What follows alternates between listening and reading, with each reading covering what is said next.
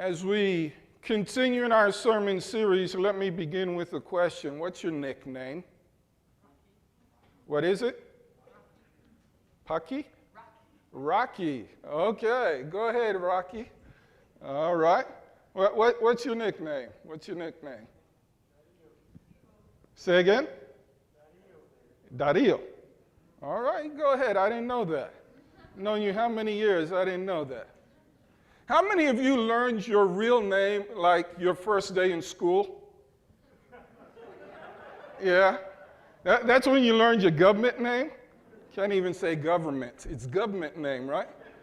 You know? Before that, you knew yourself as someone completely different, right? Mm-hmm. When I started kindergarten, I discovered my name was Joel. Mm-hmm. Before that, I was Kiko. So y'all ain't know that either, did you? Mm-hmm. Now, don't even try to say that, because I know people from my past who knew me as Kiko. When they say it, I know where they know me from. Now, if you say you're going to emphasize the wrong letter, and I will know, oh, you're more recent to my life. But I get visitors from time to time, and they remind me of my name, and that's when I know that we go way back. You know, names identify us. Names associate us. Names distinguish us. Names are also claims to ownership. Have you ever given somebody else a name, a nickname? Right? Mm-hmm. So when you do that, you're making a claim to the other person's identity. You know, once upon a time, at another stage in my life, I used to be called Slim. Hey, what's wrong with that? What? Why do I feel you don't believe me? I've got some pictures from 40 years ago, okay? Mind you, it has been at least 30, 35 years since that applied. But yeah, when we give people names, we put a claim on them. Not only personal names, but even inanimate names say something to us, don't they? When we brand things, we make a claim about those things. I recall back when I was slim, you know, the year was 1984. I was finishing up school, and I worked at a place called Hathaway Group Neckwear in Long Island City, Queens, New York. Some of you may be from that area. Hathaway Group Neckwear made neckwear. Yeah, it's in the name, right? And we used to make all kind of ties, and they would have all kind of different labels. I think we had anywhere from half a dozen to a dozen different labels that we put on ties. Now, I was fascinated. This was one of those temporary jobs. I was fascinated by that because on the retail side of things, the labels mattered.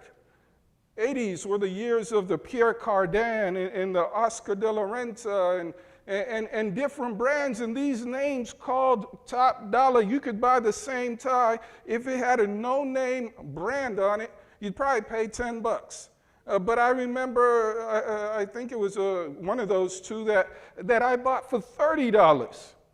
And later I saw a very similar tie without the same brand selling for a third of the price. And when I was working at Hathaway, I saw what was going on. The same ladies, yes, they were all ladies. It was something of a sweatshop because you did sweat there. The same ladies who made the Pierre Cardin, made the Oscar de la Renta, made the Calvin Klein, they made them all at the same machines. The only difference was what tag was put on the tie. That was the only difference between them. And it was my job to take them based on the tags on them and sort them in the right place in the inventory room. Names matter. Names make a difference. Labels make a difference. If you're not sure, just go price a Toyota and then price a Lexus.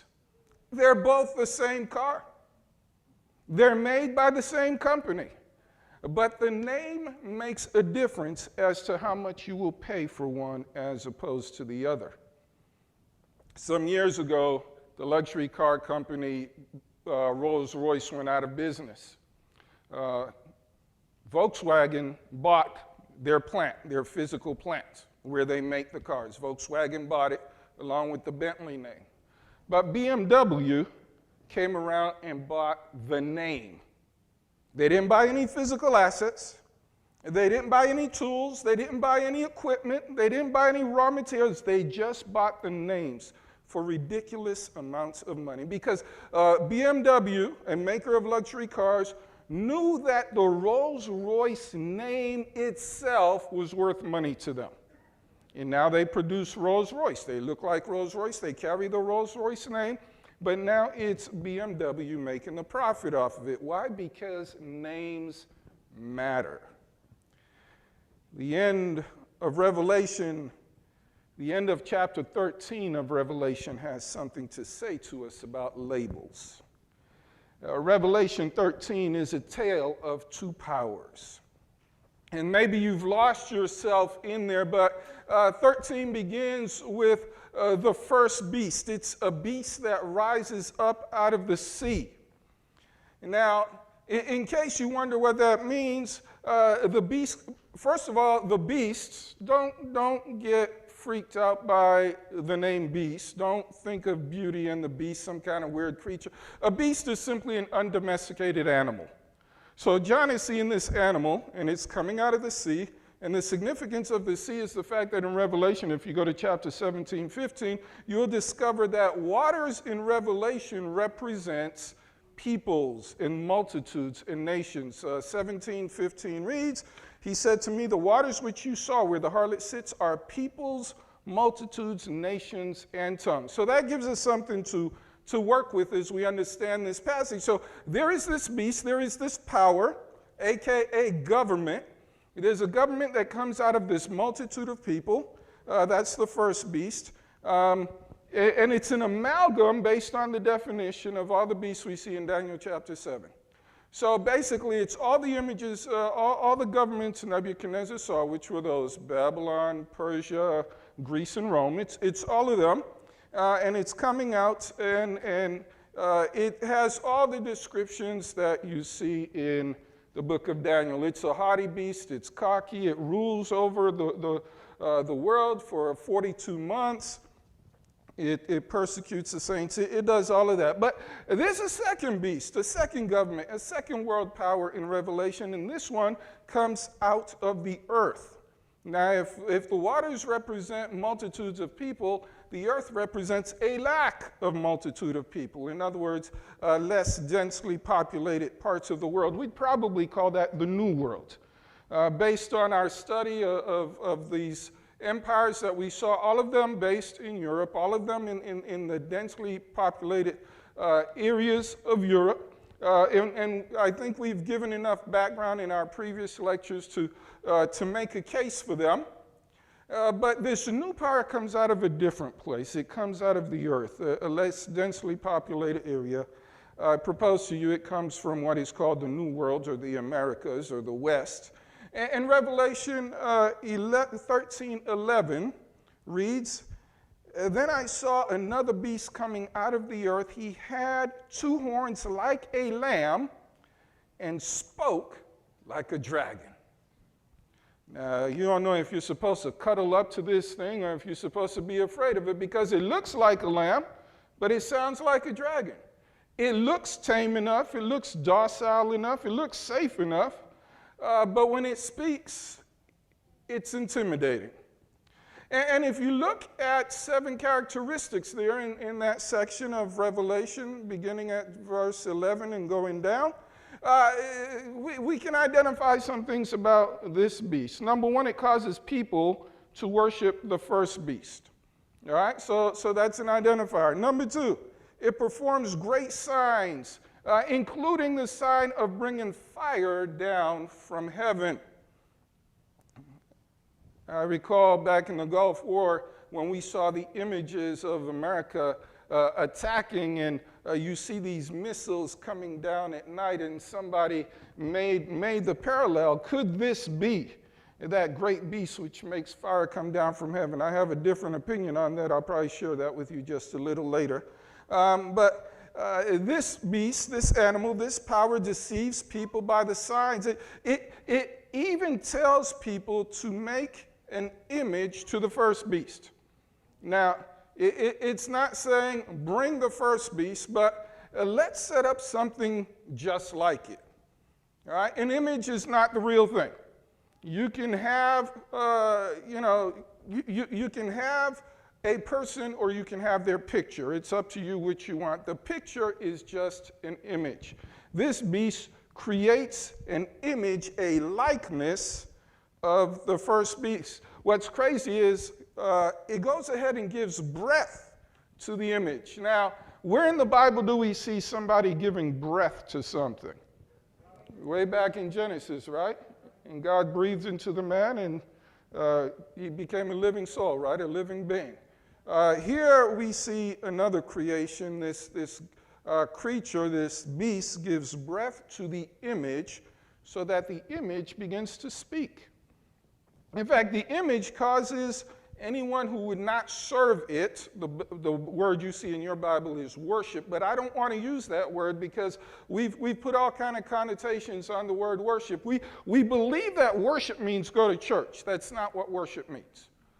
We believe worship means sing and pray. That's not what worship means. In the Bible, worship means to serve. Worship means to bow before. In fact, one of the definitions actually means to lick the hand.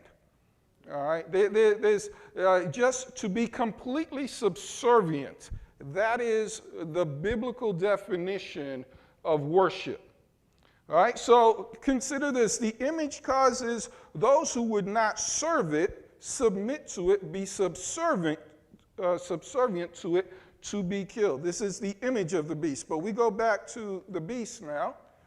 And lastly, we see that the beast causes everyone to receive its mark. Otherwise, there is no opportunity for buying or selling. No commerce. So here we have, we're talking about names here. Here we have the two beasts. But let's go to verse 16 and 17. We just alluded to it. He causes all, both small and great, rich and poor, free and slave, to receive a mark on their right hand or on their forehead, and that no one may buy or sell except one who has the mark, or, and some Bibles say that is, it's either the mark or the name of the beast or the number of his name. We're talking about nicknames. We're talking about labels. We're talking about the fact that labels matter. According to Revelation 13:17, the label people wear will affect their ability to buy or sell.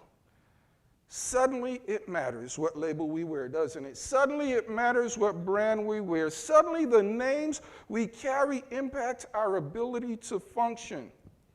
But I'll say this to you. Fortunately, the mark of the beast is not the only label that Revelation speaks of. See, because if you go back to chapter 7, let's talk about another label. Go back to chapter 7, beginning at verse 1, and I'm going to read the broader passage. I could jump down to verse 3, but let's read the verses leading up to it. This is right after the sixth seal, okay? In the sixth seal, what happens? Men are calling out for the rocks to fall on them and save us from the Lamb and the wrath of the Lamb, all right? That's what's going on in the sixth seal. Revelation 7 comes between the sixth seal and the seventh seal. The seventh seal, it's done. So Revelation 7, 1-3. After these things, I saw four angels standing at the corners of the earth, holding the four winds of the earth, that the wind should not blow on the earth, on the sea, or on any tree. Then I saw another angel ascending from the east, having the seal of the living God, and he cried with a loud voice to the four angels to whom it was granted to harm the earth and sea, saying, "Do not harm the earth, the sea, or the trees till we have what? Till we have sealed the servants of our God on where? On their foreheads. Don't do anything until we have sealed the servants of God on their foreheads. I hope you get the parallel there. Yes, the devil has his seal. Yes, the beast has his seal. There is a mark of the beast, but guess what? There's also a seal of God, a mark of God. It's interesting to observe, first of all, the mark of God, the seal of God. In the Greek, it's a word that, if you transliterate it, is sphragizo. All right? Sphragizo basically means a signet or a private mark. It's for security purposes. It's more of a legal seal. All right? On the other hand, the mark of the beast does not use the same word, but it uses the word charagma. And basically, that is more of an etching. It comes from a word that means sharp point. So it signifies an etching, a labeling, sculpting, or engraving. So you say, what's the big deal with those two words? Well, by comparison, the seal of God is a notary seal as opposed to the mark of the beast, which is more like an etching, graffiti, or tattoo. I want you to think about that. One is more of a legal seal. When God seals you, he seals you. It affects your status, while the other one is simply a matter of painting graffiti. Notice God's servant gets sealed, and those who follow the beast get marked. Question for you. Do you want to be sealed, or do you want to be marked? See, in the end, my friend, everyone gets a label. Everyone gets a label. We are either with one side or the other. Now, I appreciate graffiti. I think some graffiti is beautiful, but it's not a legal document guaranteeing anyone any kind of privilege. It may say something about the artist, but it doesn't change my life. On the other hand, to have a document notarized authorizing me to do things, authorizing me access to places, that is more valuable to me. You may be identified by your artwork, but you're authorized by your legal documents, my friend. So I invite you to seek the seal of God.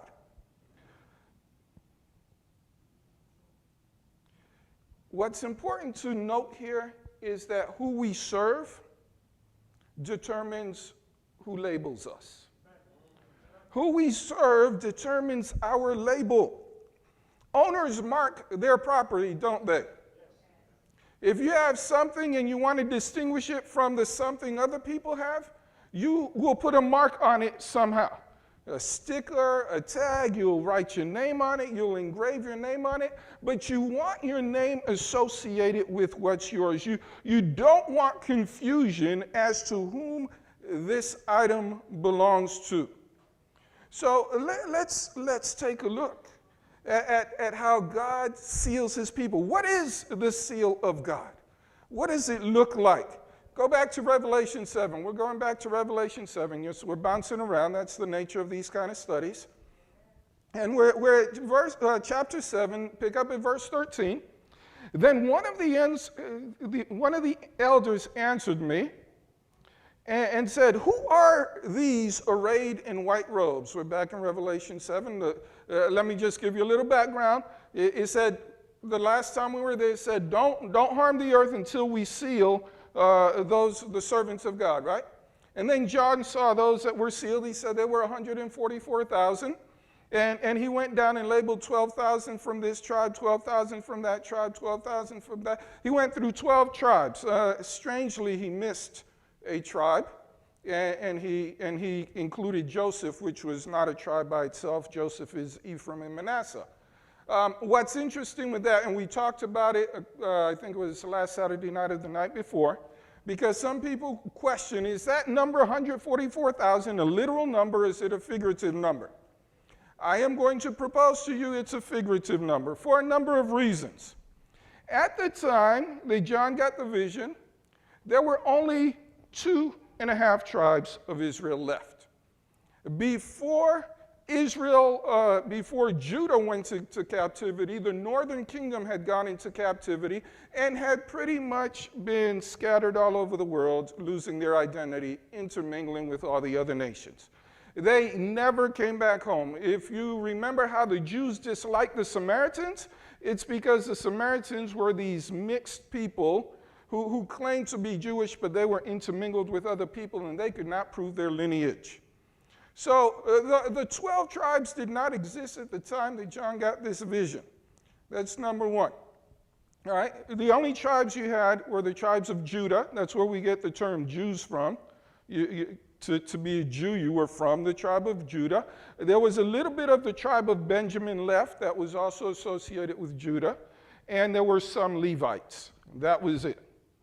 So the 12 tribes of Israel did not exist. The nation of Israel did not exist. It was just the Jewish people. Jewish meaning tribe of Judah. All right? So at that time, these didn't exist. Furthermore, 12,000 is a representative number. You know 12 is a representative number, right? 12 apostles, all right? You had the 12 tribes. You have 12 generally represents a group of people. So you have 12,000 or 12 large representations from all of God's people. As you go down in Revelation chapter 7, John says, I heard the number 144,000, and immediately after he enumerates the tribes, he says, and I saw a multitude that no one could number. All right? So what John is saying, these representatives, these 144,000, these representatives of all of God's people from all over the place, they actually added up to a multitude that no one could number. So whenever we see 144,000, the next time is in chapter 14, we associate the two together as a multitude that no one can number. And as he sees this multitude that no one can number, one of the elders comes to John, one of the 24 elders comes and says to him, verse 13, for who are these arrayed in white robes, and where did they come from? John says, I said to him, sir, you know. So he said to me, pay attention now, these are the ones who come out of the great tribulation and washed their robes and made them white in the blood of the Lamb. All right? These are they who made their robes white in the blood of the Lamb. Jump over to chapter 12. Chapter 12, right before we got into the two beasts, there's another group here identified. They, it says, verse 11, they overcame him by what? The blood of the Lamb and by the words of their testimony, and they did not love their lives to the death. Let's fast forward to chapter 14, where we see the 144,000 again, and by implication, the multitude that no man could number. Verse 4 and 5, these are the ones who were not defiled with women, for they are virgins. We're talking about the 144,000. Now, if the 144,000 are literal, then that means all you married people have no chance. Right? These are they that were not defiled with women, for they are virgins. And by the way, that would mean the 144,000 would be all female, because the word virgin in the original Greek just basically means a young unmarried woman who has not known a man. So we're going to go with the figurative interpretation, all right? These are the ones, let's get back to what it says. These are the ones who follow the Lamb wherever he goes. These were redeemed from among men, being first fruits to God and to the Lamb, and in their mouth was found no deceit. for they were without fault before the throne of God. So here are three identifications of those who are sealed. Number one, verse 14, verse 7:14, they washed their robes and made them white. Number two, chapter 12:11, they overcame by the blood of the Lamb. Number three, these are the ones who follow the Lamb wherever he goes.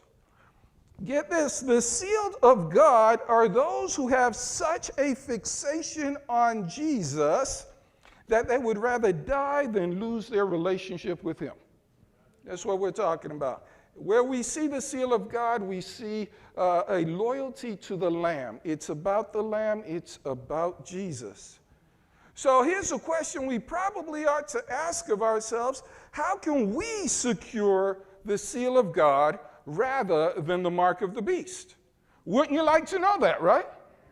All right. To simplify it, I'm not going to give you 3 points. I'm just going to give you 2 because maybe we can remember that. Point number 1. Focus on what you want, not what you don't want. Focus on what you want, not what you don't want. There's a difference between faith and fear. See, a love for God is more powerful than the fear of hell. If we're doing our lives, if we're doing our church life, our religious life, because we don't want to go to hell, wrong motive, won't work. It just won't work.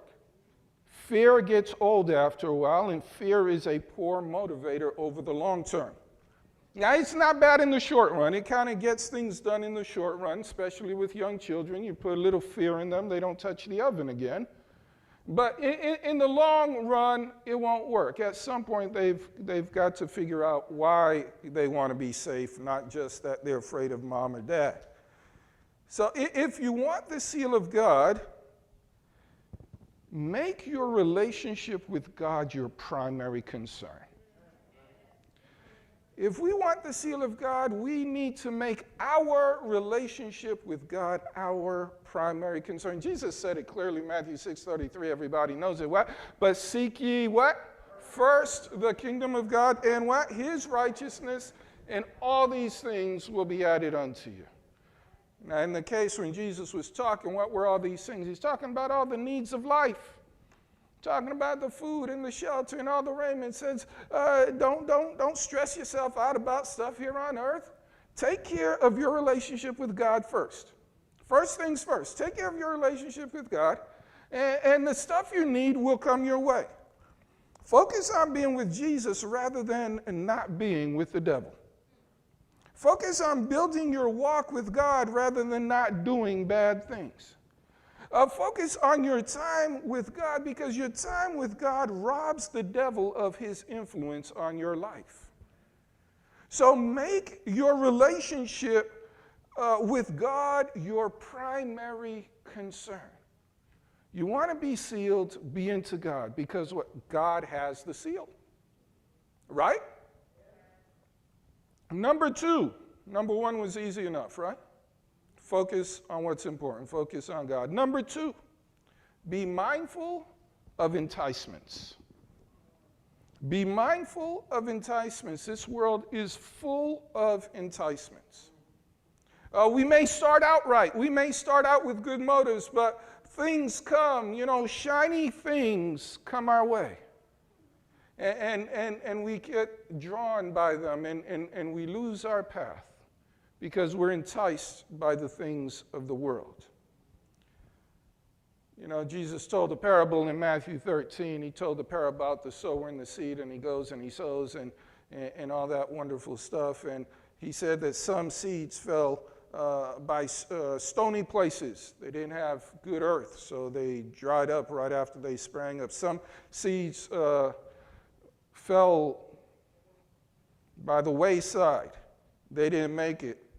Some in thorny places. Let me get to the thorny places here. The thorny places, he said, the thorns sprang up and choked the seeds. In other words, there was good ground, but there were also thorns. There were also other things. And what does Jesus describe the thorny places as. If you go to verse 22, he says, now he who received seed among the thorns is he who hears the word, and the cares of this world and the deceit of riches choke the word, and he becomes unfruitful. He gets some roots. He begins to grow. He shows some sign of life. But the cares of this world make him unfruitful, make her unfruitful. And I wonder if this is not a description of the day and age we are living in right now. See, because a lot of well-intentioned, God-loving people get some root going, but we are so distracted by the cares of this world. It doesn't say we die, does it? We're so distracted by the cares of this world that we stay alive, but we bear no fruit. He says it made it unfruitful. Is he speaking of us? Are we so busy keeping things going? Are we so busy chasing shiny things that we become unfruitful to God? I said point number 2 is be mindful of enticements. Revelations 13:18. Pay attention to this. We saw what the seal, those who had the seal of God looked like. But let's read that last verse in Revelation 13. 13:18 says, "Here is wisdom. Let him who has understanding calculate the number of the beast, for it is the number of a man. His number is 666. I'm not going to run off a bunch of charts to tell you how the letters and the numbers equate to each other. I'm not going to play numerology with you. All right, because you can work numerology in so many ways. You can have it say all kind of things. It doesn't. The Bible doesn't say. When we look at Revelation, there are a few things that we need to remember in terms of interpreting Revelation. Number one, Revelation uses historical language or historic language. Well, guess what? So does everybody else. Language of itself is always historic. All right? You can't talk about something that hasn't been invented yet. All right? A few years ago, the idea of a personal computer didn't make sense. About 100 years ago, you know what a computer was? A mathematician that ran calculations. That's what a computer was. How many of you have seen the movie Hidden Figures? The ladies were referred to as computers, weren't they? Yeah, these bright mathematicians were considered computers. Mechanical computers, some time ago the term was used. Mechanical computers came to do the math for us. But I say that to say language is historical. All right? So when you see language in Revelation, to understand it, you have to go backwards and not forward. All right? To see the fulfillment, some of it is forward, but the understanding is in the past. So you have historical language, historical meaning. Pretty much every scene in the book of Revelation has some kind of Old Testament background. From the throne room to the judgment to the seals to the beasts, everything has some Old Testament reference to it. It also has a historical purpose. Revelation is answering, prophecy is answering a question of the past, not necessarily a question of our present. And fourth principle, prophecy has an iterative narrative. What does that mean? It repeats itself. It tells you the story over and over again. I know some of you that came out a few nights ago that watched, we covered some of this, but prophecies are often given multiple times. Take the prophecy, Pharaoh's dream, Joseph interprets it. Pharaoh has two dreams, but they're the same, right? The dream was repeated. So it is in the book of Revelation. We see things repeated over and over again. That having been said, how do we interpret the 666 based on that? Well, it's historical language. The 666 actually has some reference in the Old Testament. Did you know that?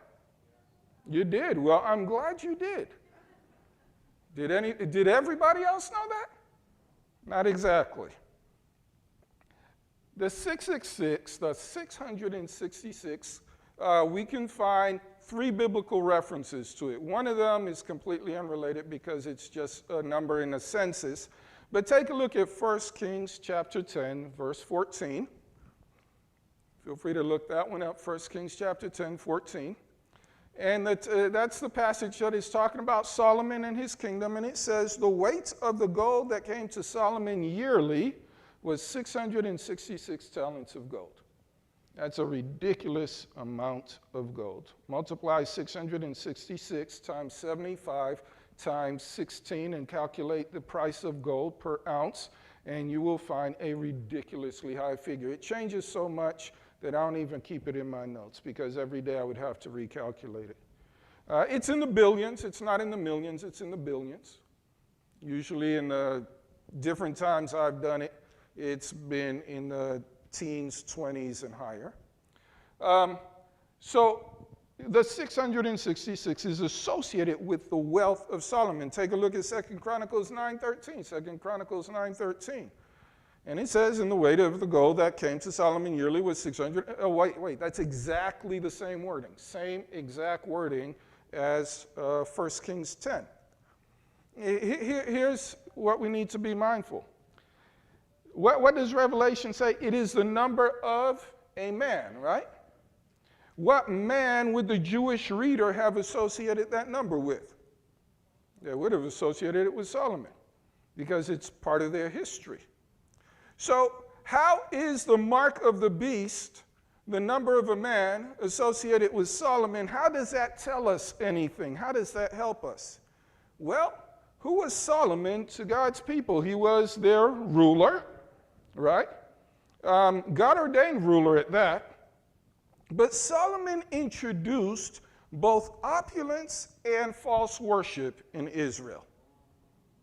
Solomon was the beginning of the decline for Israel. Take a look at 1 Kings 11.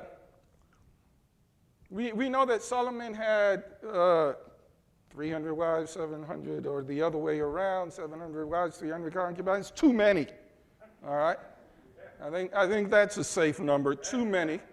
But 1 Kings 11 tells us, verse 7 and 8, then Solomon built a high place for Chemosh, the abomination of Moab, on the hill that is east of Jerusalem, and for Molech, the abomination of the people of Ammon, and he did likewise for all his foreign wives who burned incense and sacrificed to their gods. This is Solomon. This is God's chosen Solomon. So, first of all, he brought in affluence. You see the amount of gold that came into Solomon every year. One verse in the Bible says that silver was like nothing in the days of Solomon.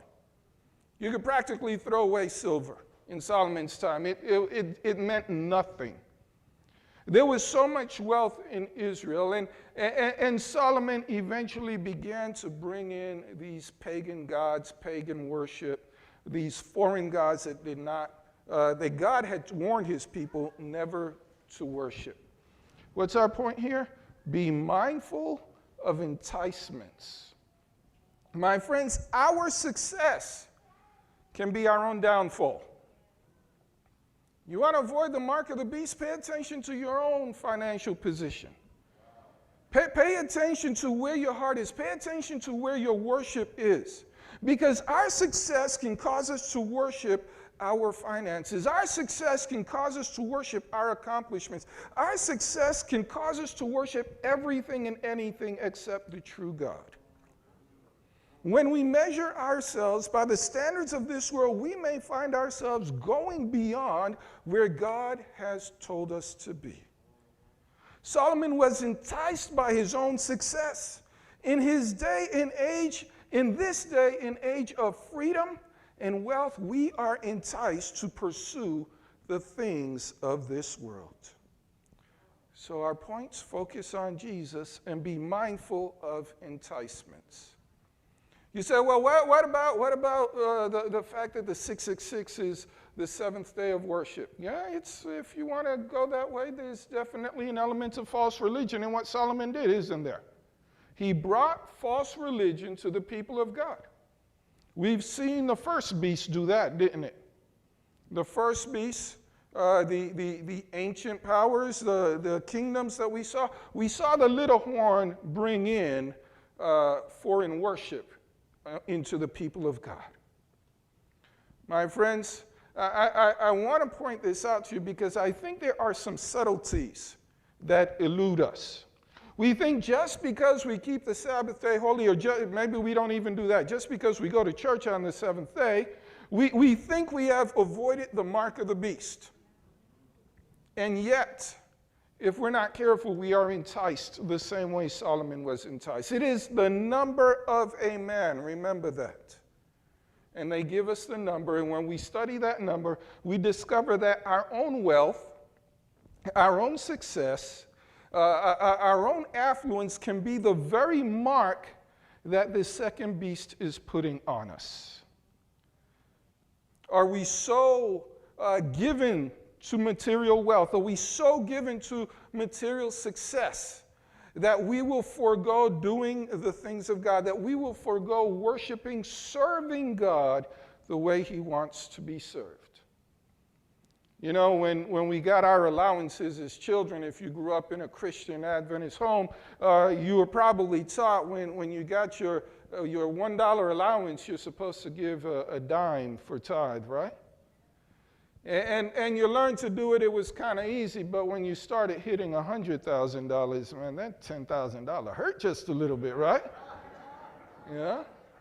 When you start making real money, you kind of, oh my God, like a full 10? Really, a full? And then you want offering too? Sometimes the enticements of this world challenge us in our own walk with God.